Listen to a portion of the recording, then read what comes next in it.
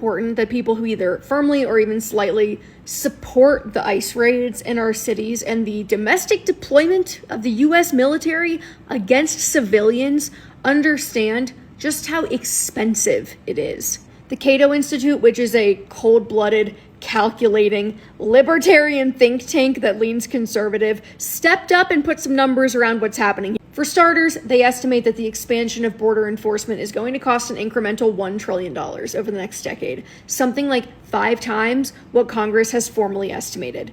This is partially because, as they say, it neglects the more significant cost of removing immigrants who would have paid more in taxes than they received in benefits, which, if you're looking at the people who entered the country during the Biden era alone, would have lowered the deficit by $897 billion over the next 10 years. They're already spending a tremendous amount of money on the border, almost an incomprehensible amount, more than all other law enforcement spending combined. Border spending is 36 times the budget that the IRS gets to pursue tax and financial crimes.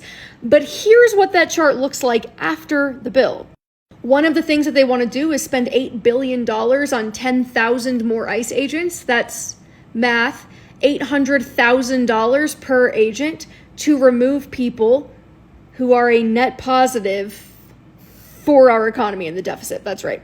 Now, what we're seeing here with a militarized, anonymous, plainclothes law enforcement agency with billions in backing and virtually no accountability is an example of a concept called the imperial boomerang by a thinker named Amy Césaire, who connected the atrocities committed by the Nazis in Germany to the violence that colonial powers in the West were visiting on foreign populations. The idea is that the same methods of control, power, and force that a country uses outside its borders will eventually be turned inward on its own people. Spencer Ackerman writes in Zeteo, quote, "In the arrival of Black Hawk helicopters, mass surveillance tools, and the federalized California National Guard to LA, Césaire would have seen the fingerprints of the so-called US war on terror."